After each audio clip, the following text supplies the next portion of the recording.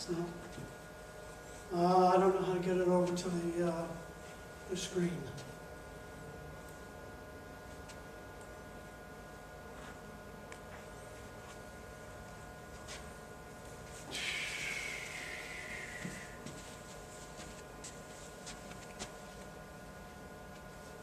There's something under that slideshow header.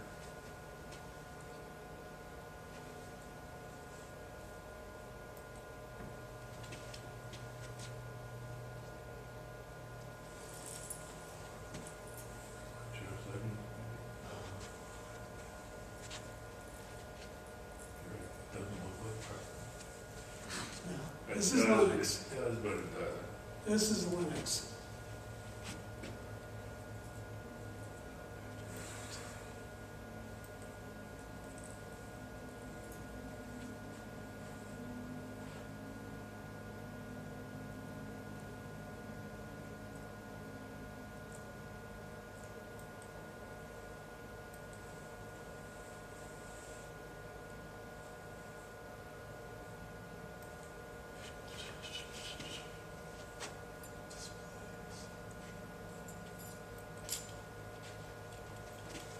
I'm a little surprised.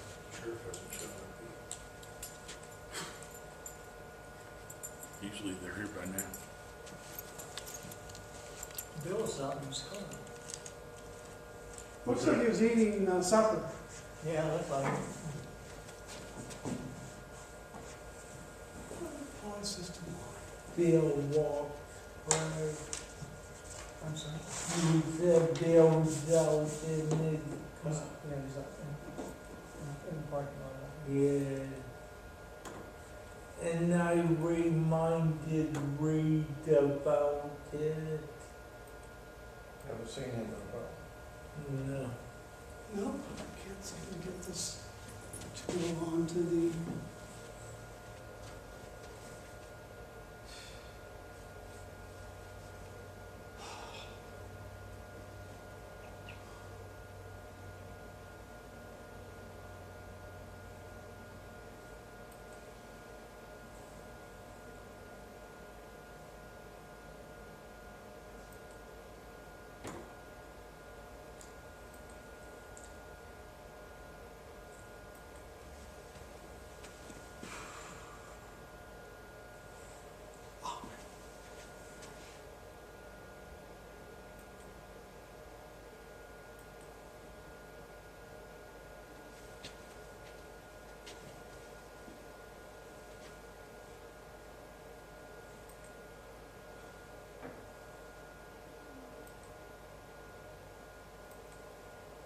There we go.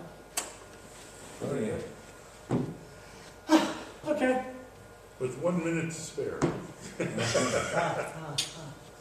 Okay. Yeah, if Bill's out in the parking lot, let's Give him a couple minutes. to get in here. Okay.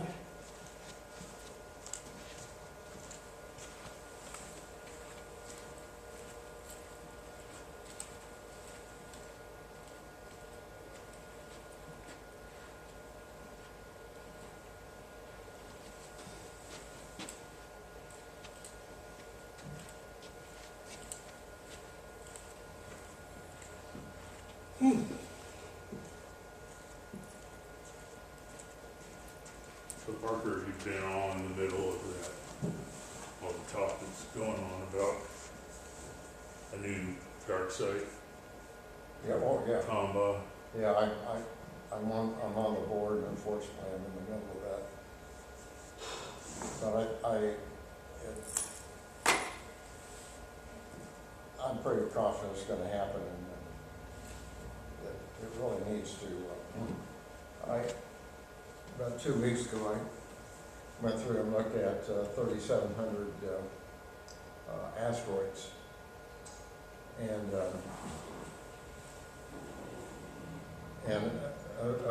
at the current location, where you're looking at, magnitude, reachable magnitude of 20.5, and a very, very good night, maybe 21. There we go. You're able to pick up maybe 25 of them. So that'd be the both sides. Hey, Paul. That would take the magnitude reach to almost 23. And, you know, that would open up the asteroids that you could hit. And again, the surveys change from night to night. Right. Would increase about fivefold. And, Well, and especially since that's kind of the primary purpose of what that telescope is used for, well, that's right. you know, it's, that's pretty important. Yeah, you know, the big thing is to raise about $50,000. Yeah, well, and is that fact that it's gonna be on private property even though he's a member, or she? Well, it's part of a family trust, Oh, okay. and so, we have some great confidence that, you know, that site will be good for us for some time. It's out in the middle pasture area Where is it from the current observatory? yeah, it's, yeah, the border out there is about a 2, as opposed to where we are now, which is about a 4.5, I would guess. Somebody lights coming. What's up? There's somebody walking, Oh. like they were walking with a purpose, so. Probably isn't going Hey, how you doing? Hey, how are you? I'm here late. That's all right. Haven't started yet. All right, well, I let's have go had to ahead. spend a lot of time fiddling with my laptop, getting the slideshow to show on the screen. running? You're here. So, tonight we've got, David Kolb is gonna present. I know he's, some of these are the pictures that you've been sharing with me, that I've been putting on the Facebook page and that you've been sharing on your website, so, but I think Dave's gonna talk to us a little bit about the actual telescope that he built, that, he uses for this solar projects that he's working on. Yeah, So take it away. okay. A couple of years ago, I was reading up on a instrument, a little project called SOLEX, which is sponsored by a French amateur astronomer and engineer. And about middle of 2023, How are you guys? Hey. We had a call for the alarms going Yeah, they forgot to disarm it, so on. All right. Well, I just came out to make- texted them when we got here, and they cut it back off. So. All right. Well, I just came out to make sure everything was all right. Yeah, I'll no, just get thank back you. to it. All right. Have a good evening.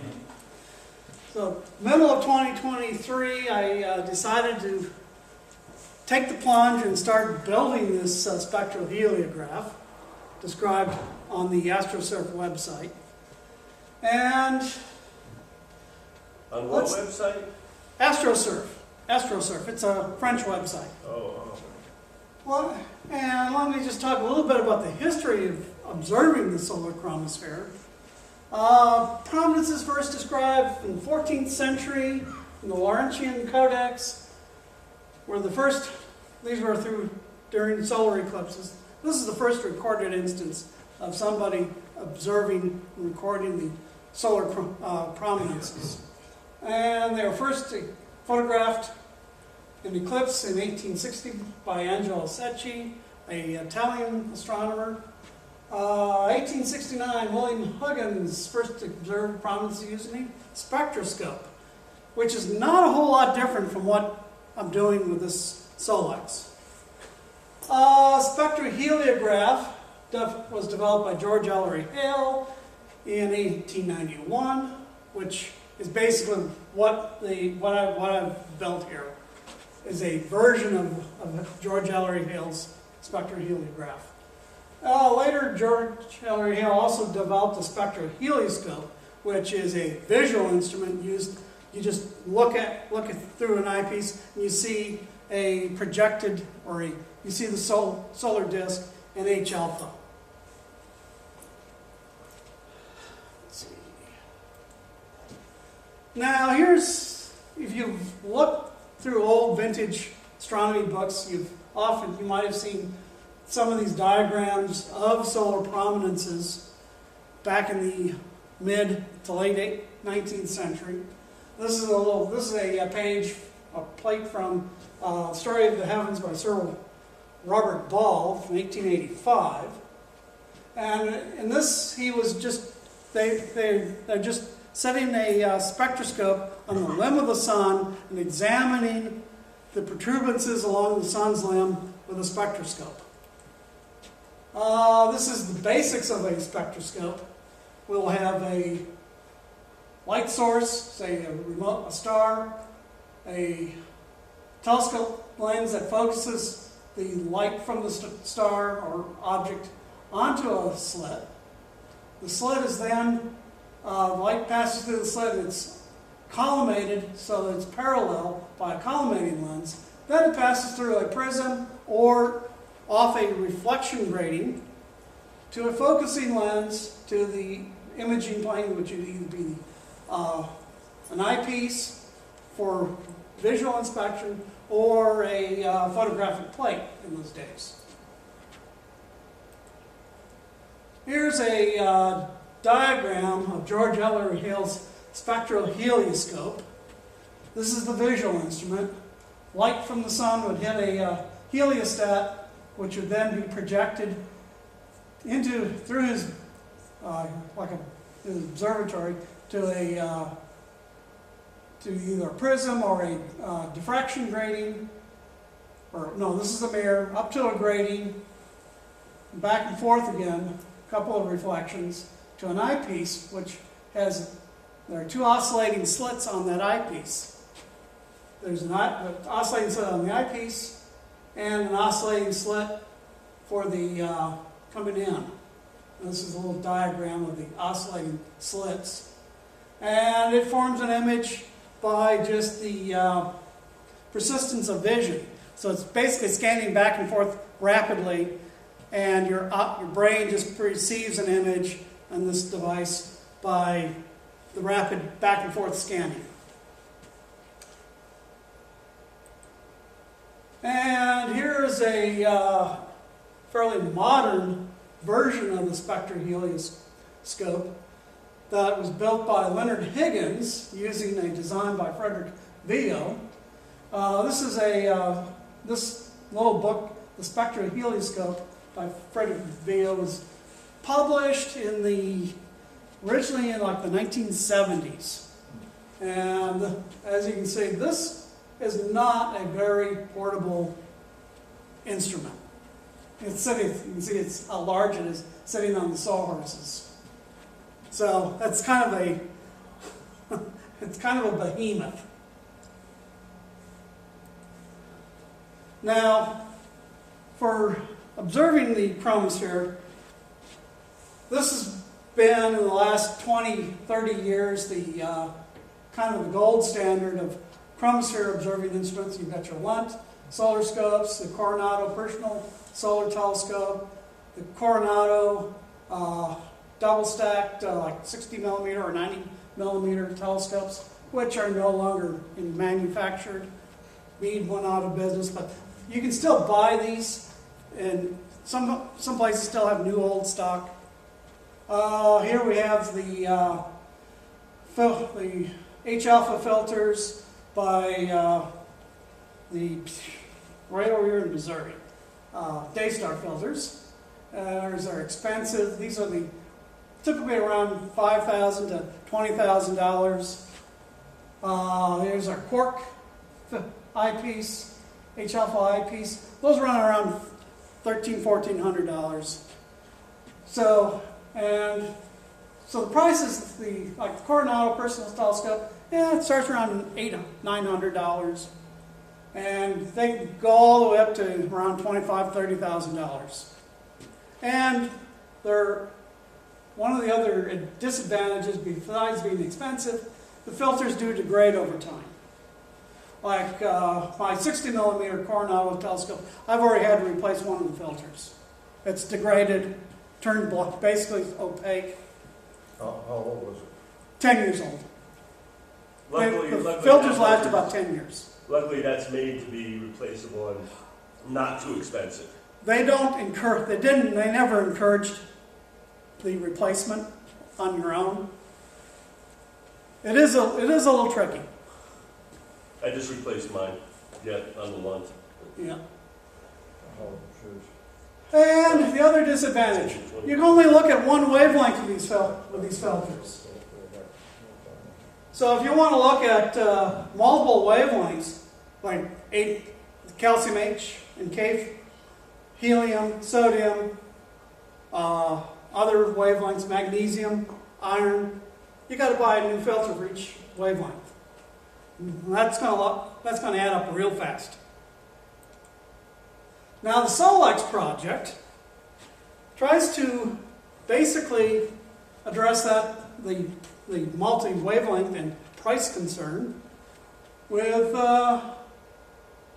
basically George Ellery Hale's spectroheliograph design. It's basically just this was designed by Christian Bull in France, and it's fairly cheap. Total cost, if you use your own 3D printer, is a little over $500. And you've got an infinite number of wavelengths that you can examine the sun with. Well, not an infinite number, but a huge number, thousands of lines. So you got one instrument that does everything from H alpha to calcium K. You can buy the optics. The big cost is the optics, which you can get from Shylock Instruments in France for around $425. The mechanical parts, if you have your own 3D printer, which they recommend a 50 micron printing resolution, because some of the parts have very fine threads. So you need a fairly accurate printer. If you don't have a 3D printer, you can buy commercially available. You can buy printed parts from Azure 3D Print in France for around $200. You'll need a helical focuser, which is this guy right here. You need a monochrome camera, which is the typical. Most people are using the ZWO ASI 178 monochrome camera, this camera right here. And if you want to image the entire disk of the sun, you're going to want to limit your focal length to something under 400 millimeters. Because of the width of the slit is going to limit your the length of the slit, and the focal length is going to limit it's going to limit you on doing the full disk. You'll need a neutral density filter in front of the telescope that you attach the spectroheliograph to, and to attenuate the solar radiation. If it's without the filter, the plastic of housing is going to start to melt. So you'll want to make sure that you can put your hand behind the telescope at the focal point so that you're not burning your hand. You want to be able to put your hand behind the telescope, focused on the sun, so that your hand is comfortable. And I'm using basically a neutral density filter with a 10-stop filter. David, I have a quick question. Yeah. So you can get everything from hydrogen alpha to calcium. So where are all those filters? You have all these filters in, right? You have a filter for each one. No, you don't. No. You have a diffraction grader. No. Let me get to the... if you go to the Shylock website to buy the optics, you're going to see a lot of other spectrographs available for sale. And they have from low resolution up to very high resolution, low res, LISA L high res, V high res, E-shell. E-shell is very high resolution. That's their most expensive spectrograph, at around $22,000. And they sell the kits for Solex, it's called the Solar Explorer, and StarX, additional add-ons to the Solex, which turns the Solex into a stellar spectrograph. Okay, here's my picture of my completed spectroheliograph. I printed this with a Prusa printer. It's a Czech-made printer with fairly high, with 50 micron resolution. Inside the spectroheliograph, there's a 2400 line per millimeter grating. It's a 1-inch square grating, and with a 0.3 angstrom resolution. So that beats, in terms of resolution, even your Coronado instruments, which are typically around half an angstrom. And you can download the print. I downloaded the print files from the AstroSurf website. There's my printer. I'm printing something else. This is a picture of the printer that Dave, was this a project within a project? Did you have to make the printer to make the post? I bought the printer. The printers are 3D printed, by the way. Prusa uses a 3D printer to make their printers. But these are considered, the Prusa printers are one of the premium printers on the market. That's really fine resolution. Yeah, it's pretty nice. Really fine. After making the spectroheliograph, I started learning to do AutoCAD with the FreeCAD tool to make other things. I've been able to fix a lot of stuff that I've had that's been broken, because after learning to do the FreeCAD, it's like, hey, I can make these really complicated parts and print them. So it's a 3D printer is really a good investment if you're making a lot of your own stuff. Here's the Solex optical path. Light comes in from the telescope through the slit. It's a 10 micron wide slit, 4.5 millimeters in length. It's focused by a collimator objective onto, the rays are made parallel by the collimator objective. They hit the grating, which then breaks the light up into its component colors. A camera objective then focuses the spectrum onto the detector plane. Here's the parts that I made before assembly. And these parts, some of the larger parts took like 6-8 hours to print. Those are at lower resolution, right? Yes. Yeah. If I were to print it again, I would have probably made reduced the air cavities in it, made it more solid, which would have required probably 20 hours or 24 hours to print. But then you run into the problem, what if you lose power halfway through a print job? So there's the assembled print spectroheliograph. They provide, you can download their scale, get it printed off, and just attach it so that as you turn this knob, you undo these little couple of these screws, you can then tune the spectroheliograph to the wavelength that you want. Here's the spectroheliograph hooked up to a guide scope. There's the neutral density filter attached to the front of the guide scope, and then the spectroheliograph just slides into where the eyepiece goes.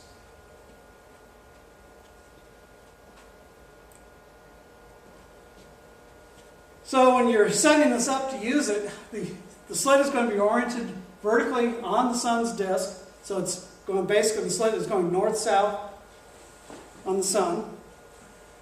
You're going to select a narrow, about 100 pixel wide region, 100 pixel high region of interest centered on an absorption line, typically your hydrogen alpha, that you select with your capture software. I'm using the ZWO capture software. And you record videos as the mount is slewed equatorial in right ascension from east to west, or you can turn off the drive and let it scan at the sidereal rate. So the spectrum will appear in the center of the video frame. That is when the sun's limb first hits the slit. You'll see the spectrum starting to grow, and then until the slit coincides with the sun's central meridian, and then it shrinks and disappears as the limb of the sun exits the slit. And then once you have your videos captured, you need to use some processing software to take those videos and turn them into still frames. And there are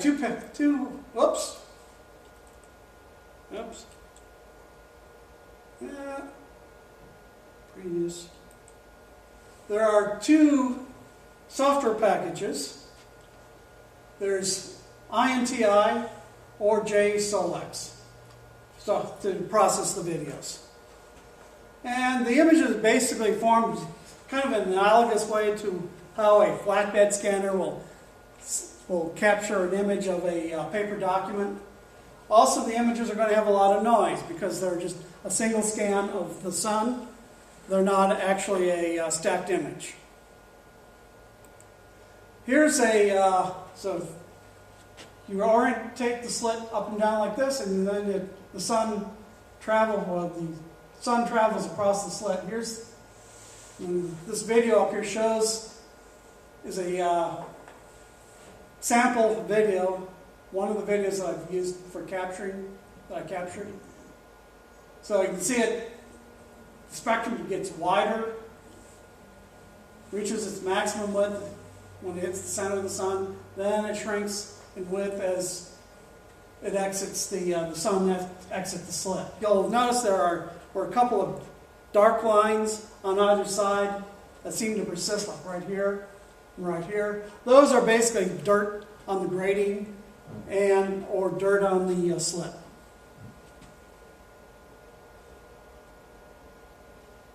And you might, let me point out one other thing. You'll see something come in right there. There was a dark feature that suddenly appeared and disappeared. That was a sunspot. So this is basically how the software it's basically taking the slit, moves across the sun moves across the slit, and each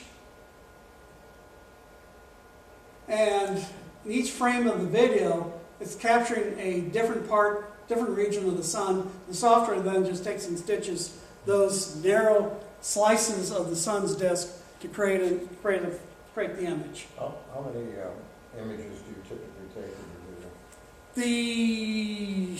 It depends on the time, the exposure setting, and the rate at which you're scanning the sun. It could be from a few hundred frames to several thousand frames.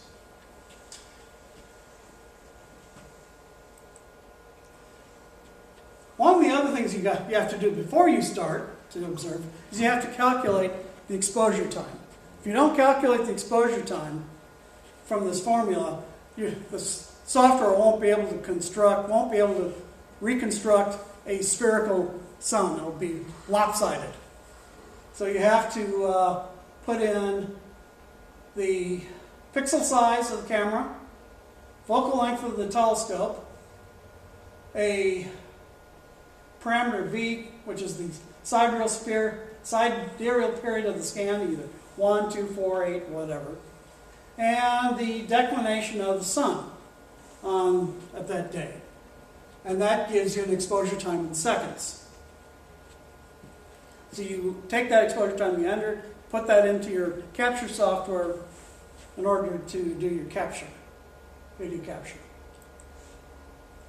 Now the first software package I started playing around with, INTI, This is a Windows and Mac OS package. It's written in Python, runs out of a command window, and it opens lots of windows when it's completed processing a video file, which close after 1 minute. So you can look at it for about a minute, and then everything just shuts down. It will run I have been able to get it to run under Linux using Wine. And there is a tutorial available on the software at this website.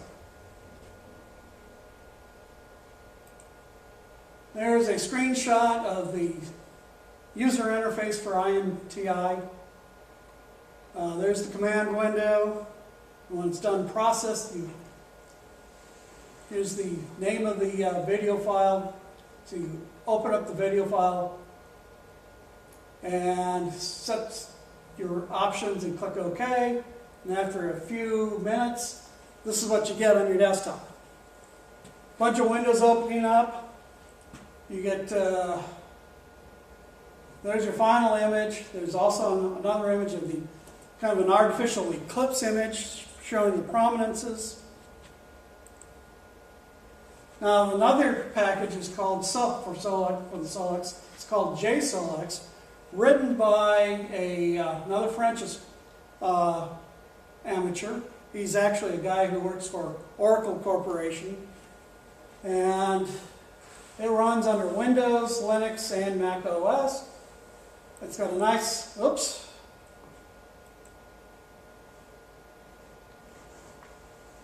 it has a fairly nice user interface, and it's available from this website. There's the interface. And there's a bunch of tabs that a bunch of different windows that you can open up along the side here that it creates. So it does everything that the other package does, but in a nice, neater, more organized fashion. And this is an example of one of my spectroheliograms. First one I ever did. So low resolution using using that guide scope without a Barlow lens. It's a fairly small image, it's 180 millimeter focal length, and it makes for a fairly small image. And later I did a higher resolution using a 2x Barlow. And you can see there are lots of dark filaments visible in this image. Looks pretty nice. You can see some roughness around the edge. And some people I saw where some people will take a whole bunch of videos, create a bunch of stills, and then try stacking them. But with the dynamics of these active regions, 10 or 15 minutes can make a big difference in the appearance. And you're going to basically blur out any activity and any changes in the active regions. Here's a calcium K spectroheliograph. So I adjusted tuned the spectroheliograph for the calcium K line. Was the previous one hydrogen alpha? Yes, the previous one was hydrogen alpha. There's calcium K. There are one of the artificial eclipse images showing just the prominences. The software basically just edits out the disk of the sun. You've seen some of my photographs of the Coronado instrument where I've manually gone in with a photo editor and edited out the center. This does it automatically. Now, some of the other things that I want to do that I haven't been able to do because of life kind of being turned upside down the last year or so. Well, I have done Doppler effect. Oops.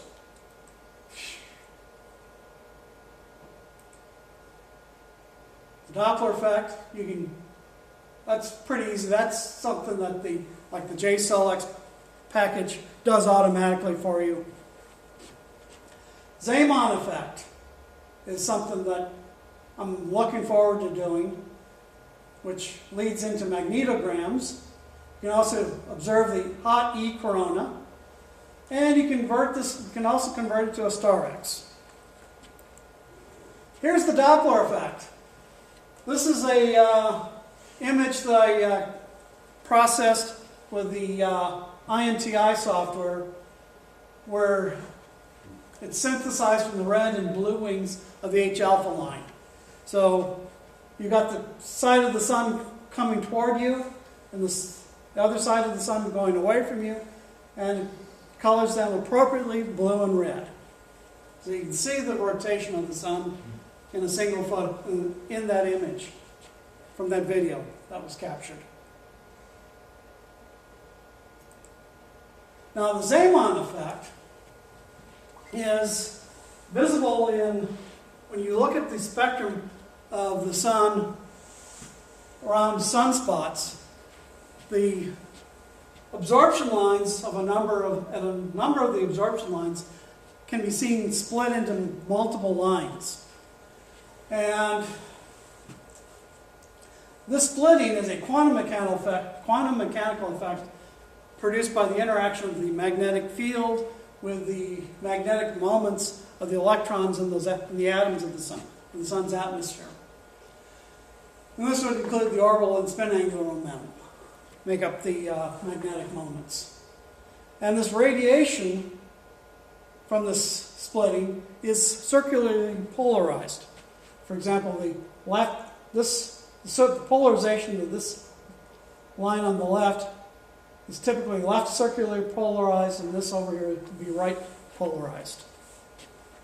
And this little diagram shows the effect. Here's when there's no magnetic field, you get when an electron drops from a higher state to a lower state, it's just a single line is produced. But when you turn the field on, all of those lines, that line is split into multiple lines based on the quantum numbers of those spin quantum numbers.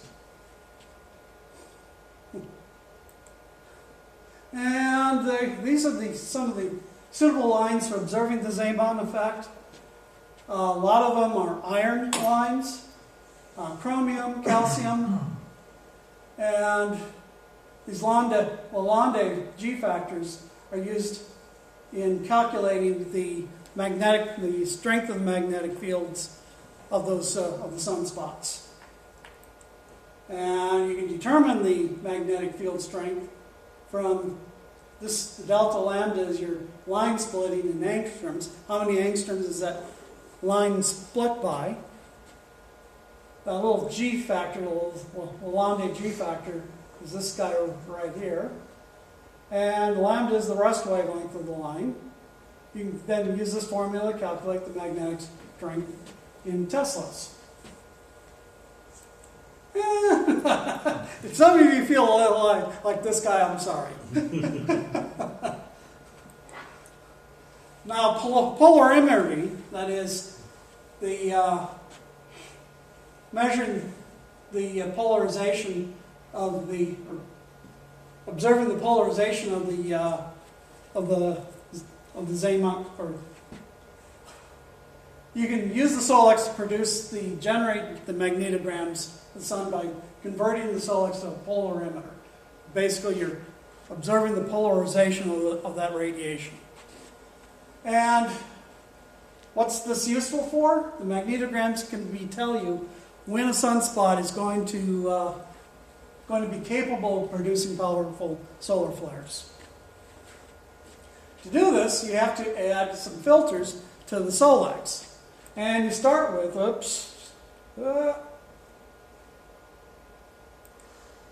you start with a pair of 3D cinema glasses, which have circular polarizing filters in the lenses. You basically pop them apart.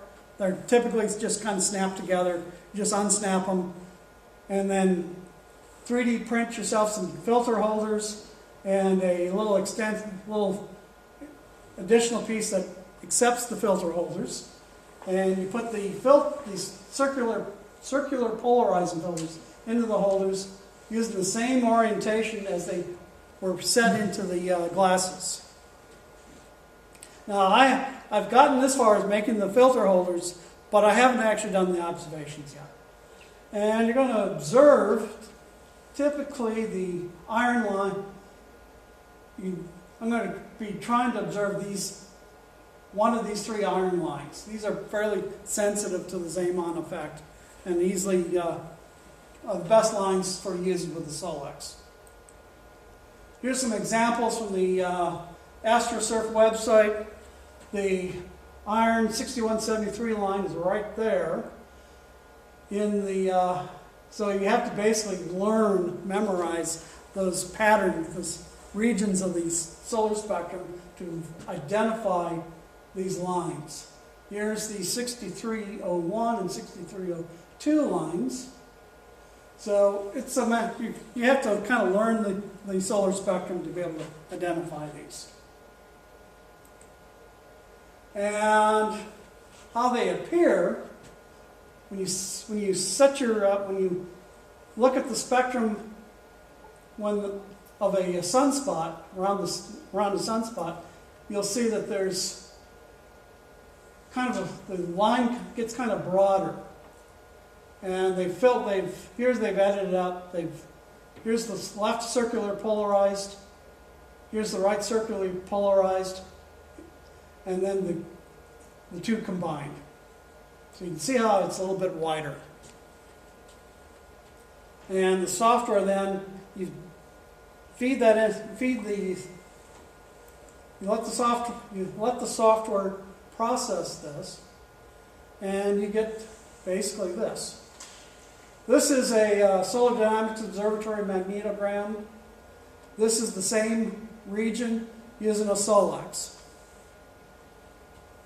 It's not nearly as good as the Solar Dynamics Observatory, but you can clearly see the polarization within the sunspots. It's not nearly as expensive either. No, not really expensive. No rockets involved or Nope. So it's a fairly effective little tool for producing magnetograms. And here's an example from Big Bear Observatory. This is what a sunspot that is capable of producing flares would look like. You've got a complex mixture of magnetic polarities within the spot. So that's kind of what you would be looking for in terms of a sunspot that's capable of producing a flare. While these other spots, these are more, the polarities are more spread, more separated. But this spot, they're more mixed together. And then what would produce the flare, the entanglement? The being entangled like that will cause disconnects within the magnetic field lines and reconnections. So on this, you're saying they're close enough that you're likely to get that. Yeah, you've got all of this mixture, a lot of tangling of the magnetic field lines in that spot, which is indicated by the complex mixture of polarities. Right. And you can also image the hot E corona using the iron 14 line. That's iron with 13 electrons removed. And there's a tutorial available on doing that at this website right here. It's a PDF file.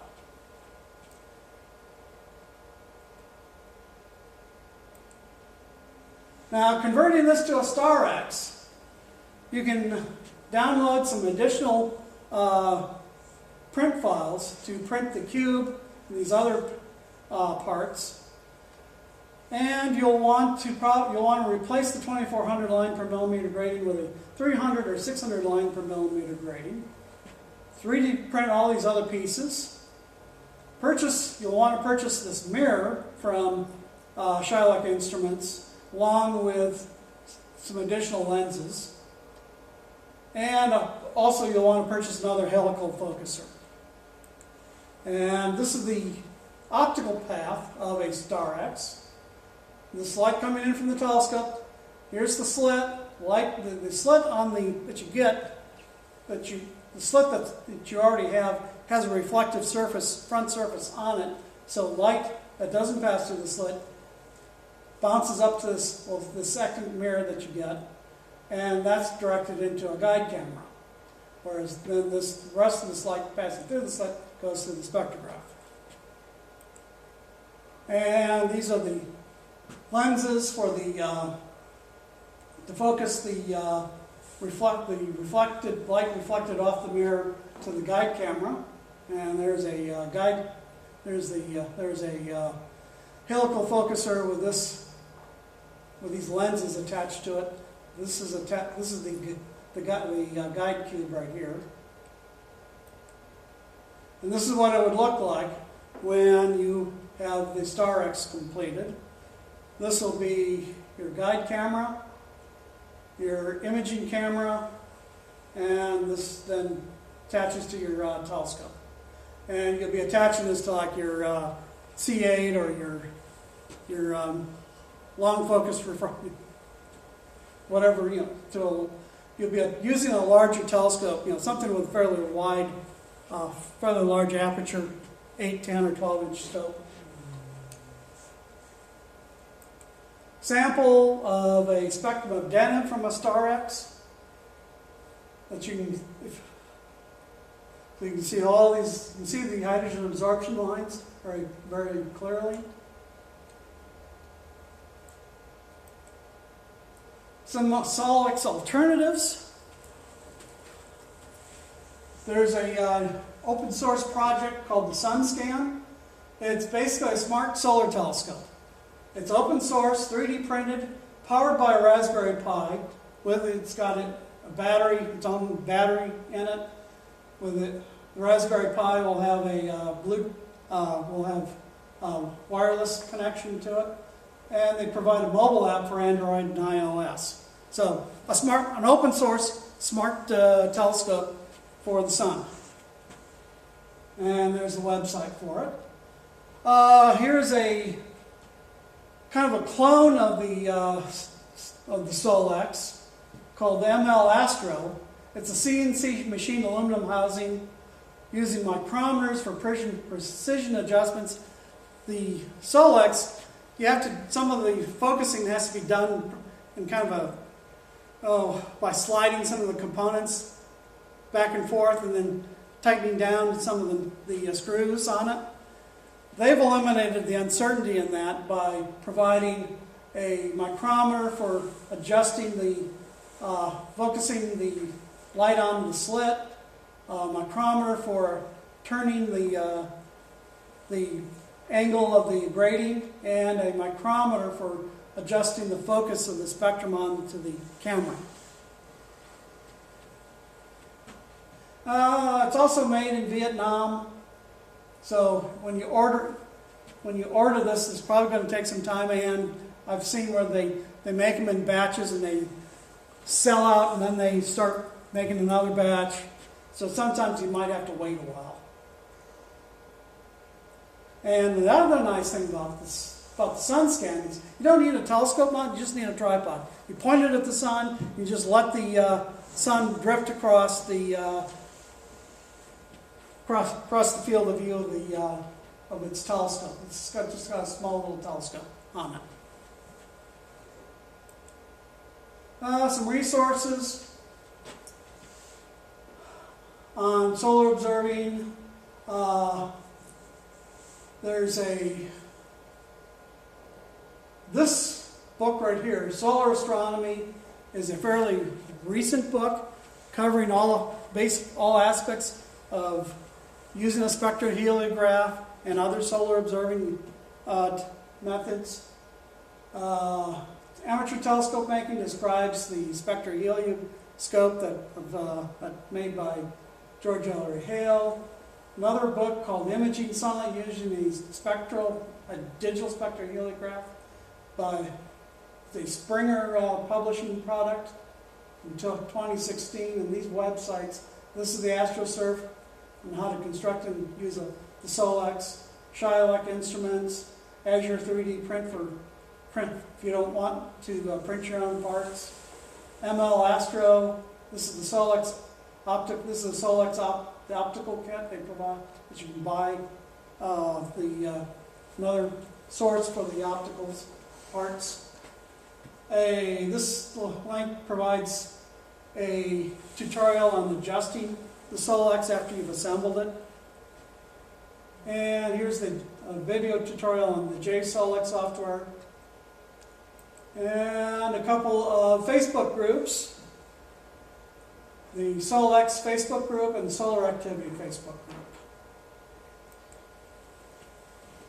Questions? I've got the instrument right here. Those of you who want to take a look.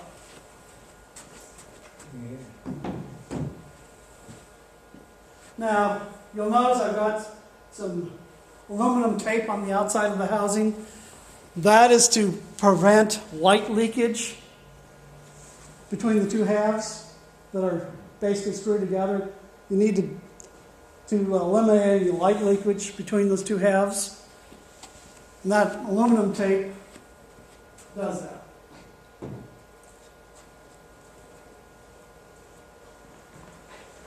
And if some of you want to, let me show you what the grading looks like. The grading is the heart of the instrument. I'll take these two thumb screws off. How sensitive is your It's pretty good. If you set it, point it at each outlet will be right in the center.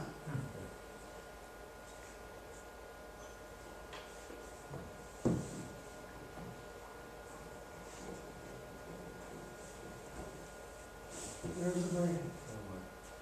Where? That is? Oh my God. That's it. Reflection grade. Yep. Oh.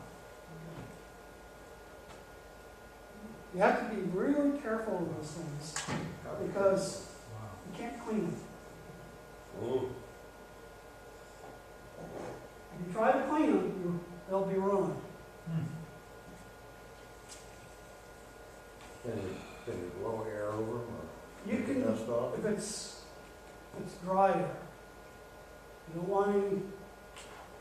You can use that canned air, but don't use air. Here's your ZWO. Yep. Mm-hmm. It's a little guy. Yeah, it's a planetary camera. Yeah, I've got that, and that's what I use for my solar stuff. Well, Yeah, it's a Canned air sounds risky too. I used, when I first got the grading, there was a lot of dirt, loose dirt on it, and I used canned air and blew it off. But don't physically touch it. No liquids, no camel hair brushes. So if you do run it, it's not going to break the bank. It's about $175 for the grading. It's not like breaking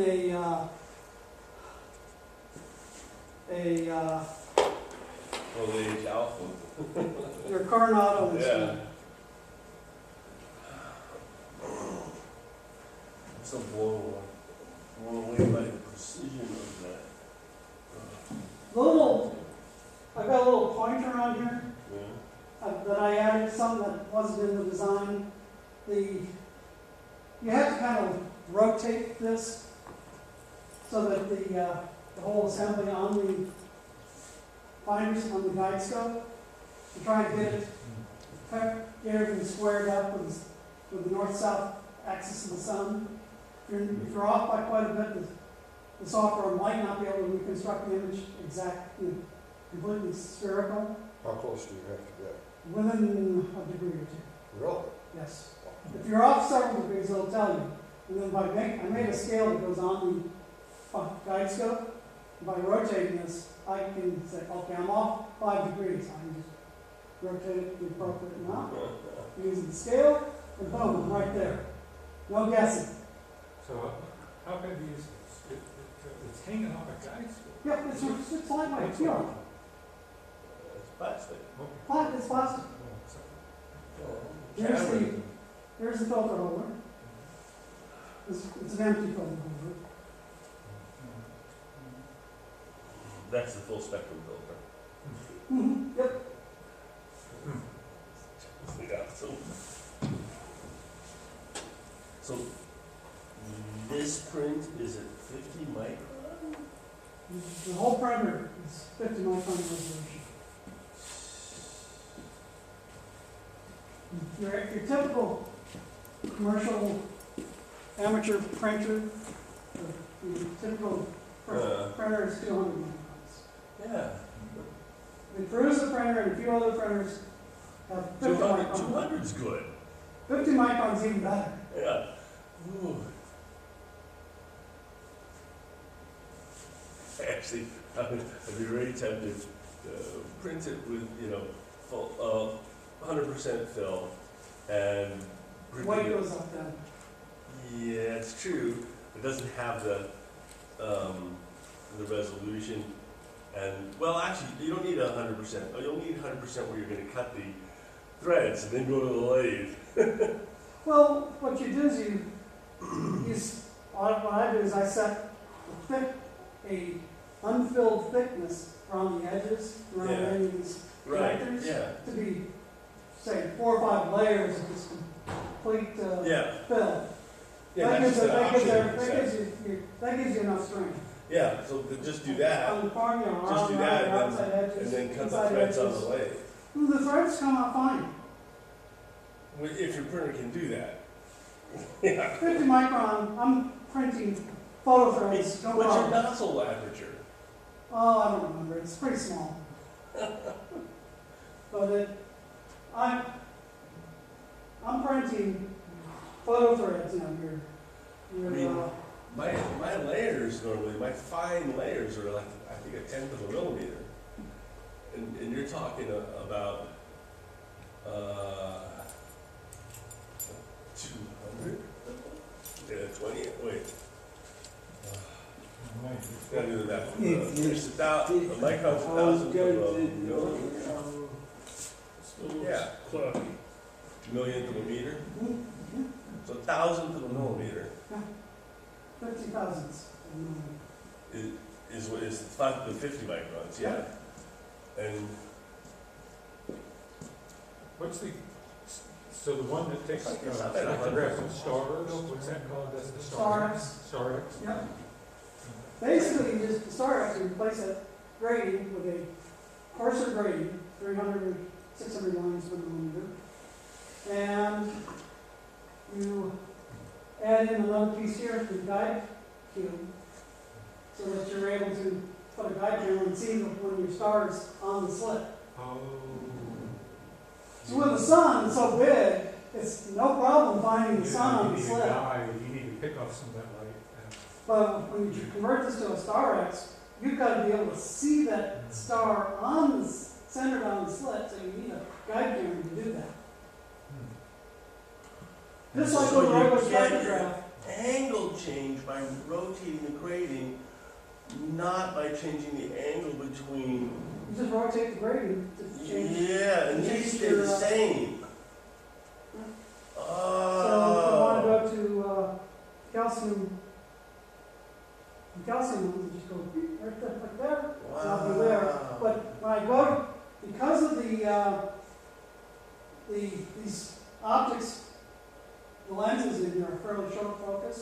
There's a lot of distortion. The spectrum is not perfectly straight, it's kind of curved.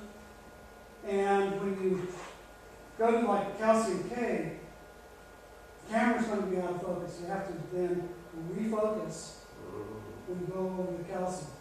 So you have to refocus the spectrum before you try to image capturing the video. So is this the first order spectrum off of that grading? Yeah.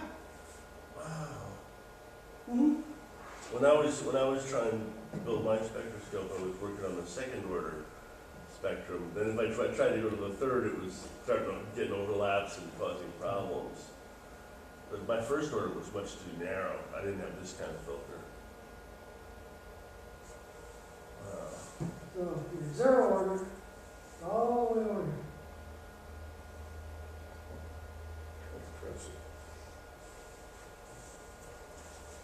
Sodium, neon, H beta. Zero order would actually be halfway between. You're looking right down with the slide.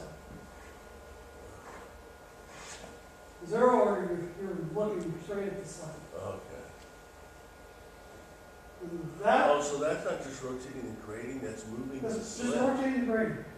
The slit is over here. So aren't you, oh, you mean the grading's looking straight at the slit? Yeah.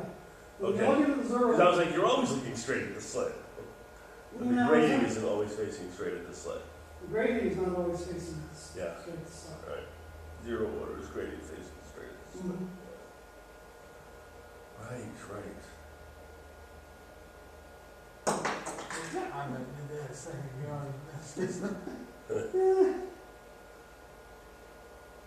The other thing you have to do before you assemble, see how I've got all these screws set in here? You have to put some brass, when you screw these things together, you have to put these little brass inserts into the plastic, Thread inserts. threaded inserts. Mhm. You just heat them up and press them in, hot press them. Mm. And that's why it's a good idea to have an extra amount of 100% printed, print several layers around those for the inserts so that they don't come loose. You want to make sure you got plenty of solid plastic around these inserts.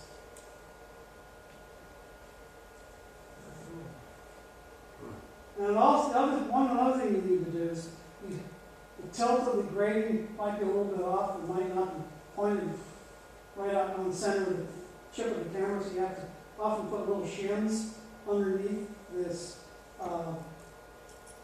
wheel here to adjust the tilt so that your spectrum is centered on the camera chip. So that was a lot of fun building that. Very impressive. It's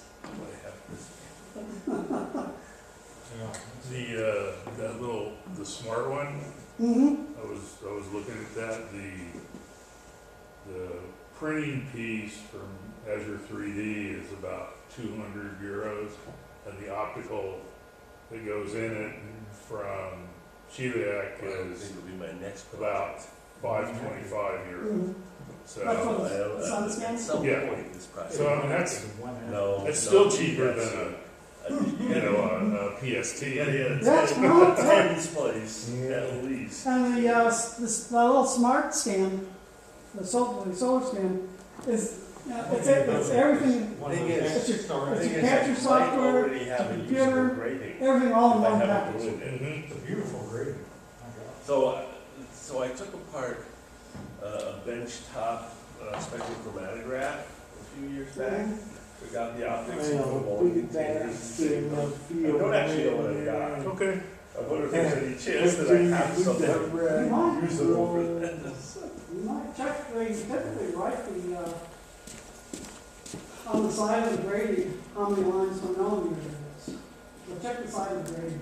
I've regretted since then that I took it apart. I really wish I had left the entire thing intact. I've got a much bigger grading at home, in terms of it's 2 inches by 2 inches, with 1,200 lines per millimeter, that I was planning to use to build a stellar spectrograph. Maybe that's another project maybe down the line, but, having a large grading like that, I could use that with a much larger, light path, better light path. Well, it certainly didn't take 2 sawhorses to support it. No! Although That's it gains some weight when you attach it to your home-built 5-inch refractor. It's not that bad. The guide scope is fairly rigid. When that thing locks onto it, it's right there. It doesn't move. Well, and you can position things so that it's close to the balance line. Are you using a drive while you're setting it up? Yeah, And then you just kill it when you're scanning? well, I've done, that's just these, you know, side aerials, right? That takes like several minutes to do. So I just hit the slew button, like a 2x slew Okay. or a 4x slew. Oh, yeah. I think my Skyguider has 2x. Or half, well, it has a half X. So when you're trying to split the difference between the movement of the sky and the movement of the ground in the image, when you've got both in it. You want to use either side aerial rate or 2 or 4, 6 or 8. Not half? No.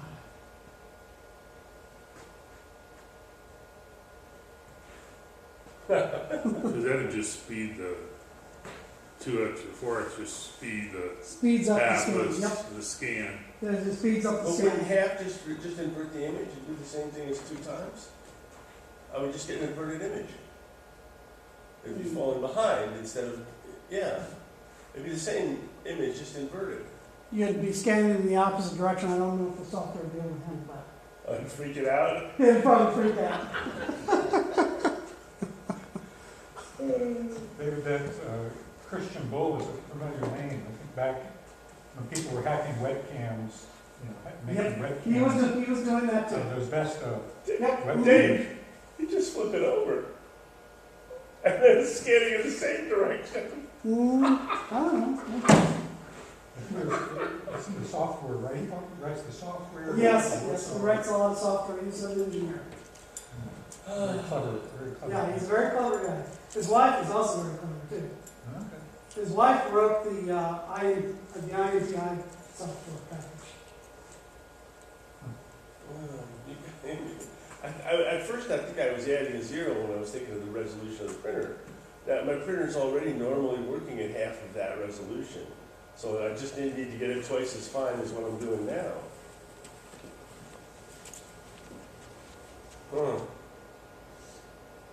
But that looks like a very fiddly project. Here's the polarizing filters already in the mounts. From the theater glasses. Yep.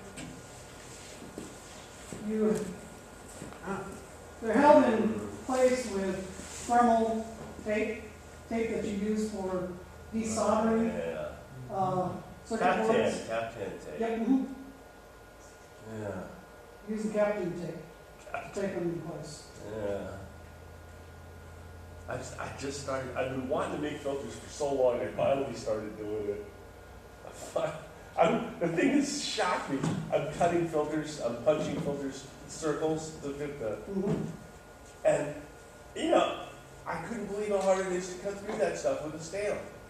You know, it's this thin plastic, I wish it was thicker plastic, and I've got these stamps that are made for cutting sheet steel, and I'm hitting it with a mallet, and it's deforming and not cutting through. Probably it's deforming too much. It's designed for something that's more rigid. I have So that. so it's just kind of giving way rather than cutting.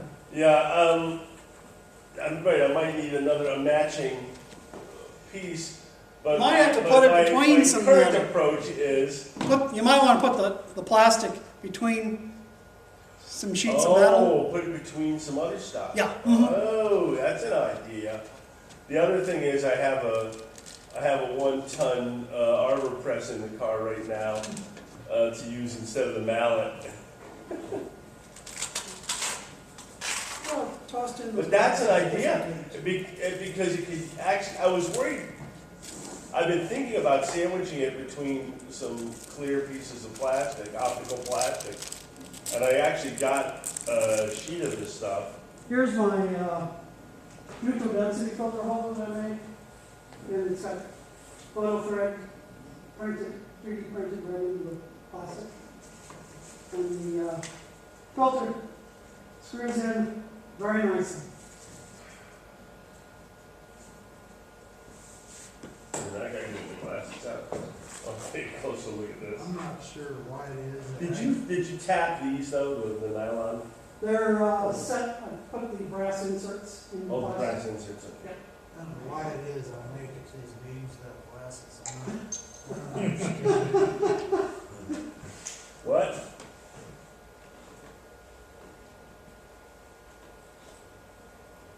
If you need to take a picture of it on your phone and then,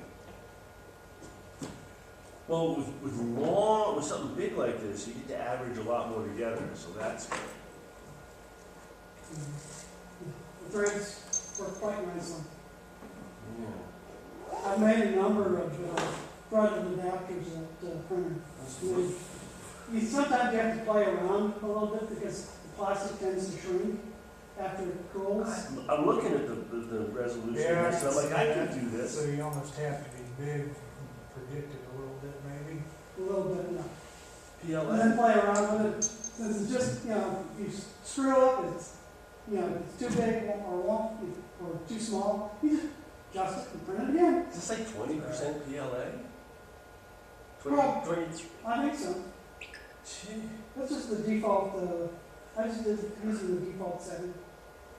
But it can be on the way, get it getting hot, and making all your cuts, you better stop and go have lunch, come back and make your final, because you'll undercut Oh, it. yeah. Because it'll be swollen when it's hot.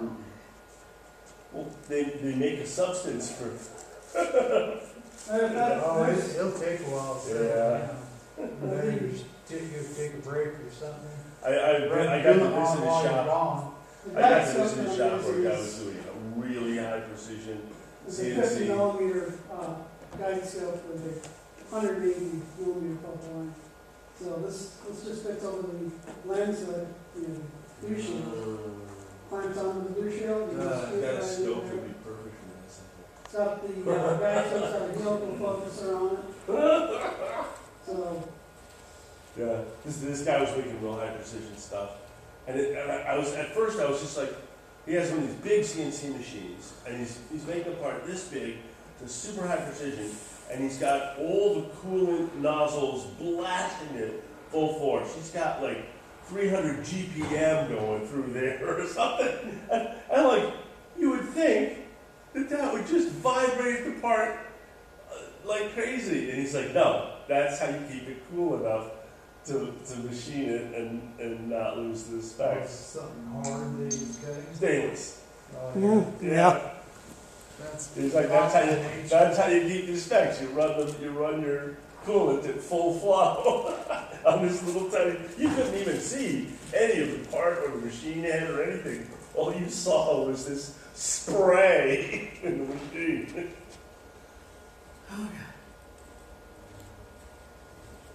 At that time, it's officially there were these cloudy. vital components for cell towers, and there were 3 manufacturers in the world making them. 2 of them were big industrial concerns, and one of them was this guy in his backyard. Now, his backyard, I gotta admit, was quite impressive. You know, he had a building the size of a basketball court back there, all full of these very expensive machines. It was insane. That's half. A lot of automation, because it was just him, you know. He didn't even have an assistant in his shop, it was just him. So all this stuff was running on automatic all the time. So I wanted to, it's cloudy, so pretty much. Hey, did you guys do a planet viewing event? Yeah, Monday. How was that? About 35 or 40 people here. All right. Yeah, it was pretty good. And We you were saw- helped by one of those bird watching groups that do their meetings out here.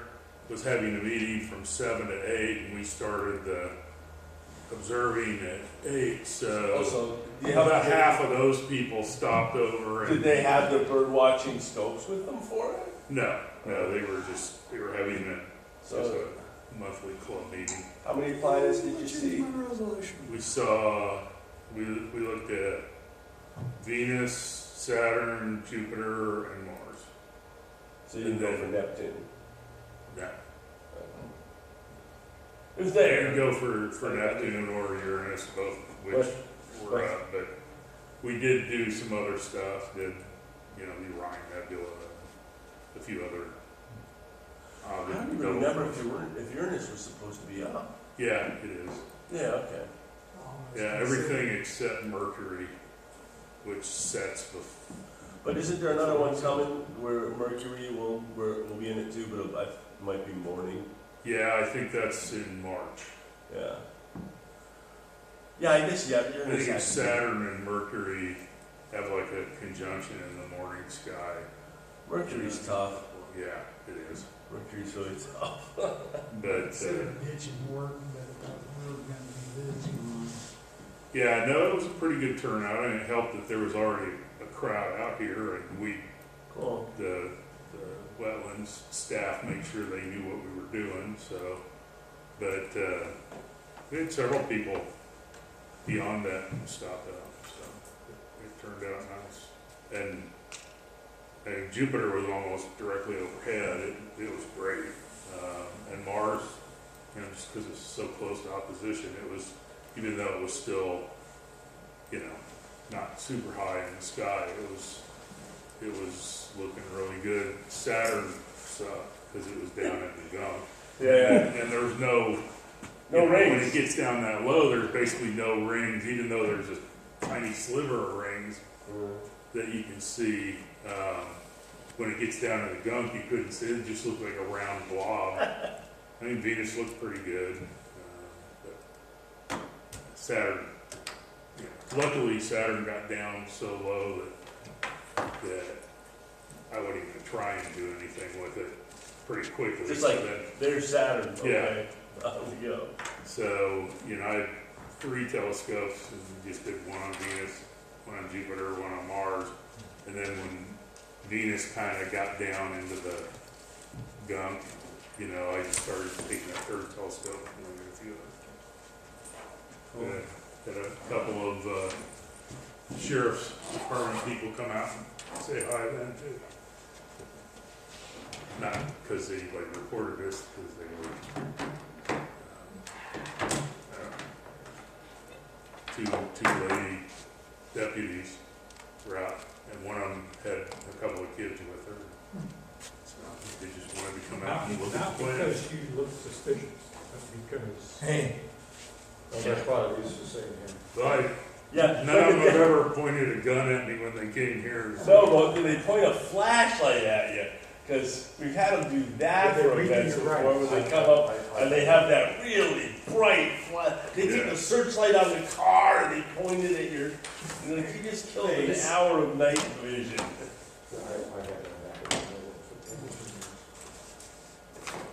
Yeah, because they think you're launching a cannon or something.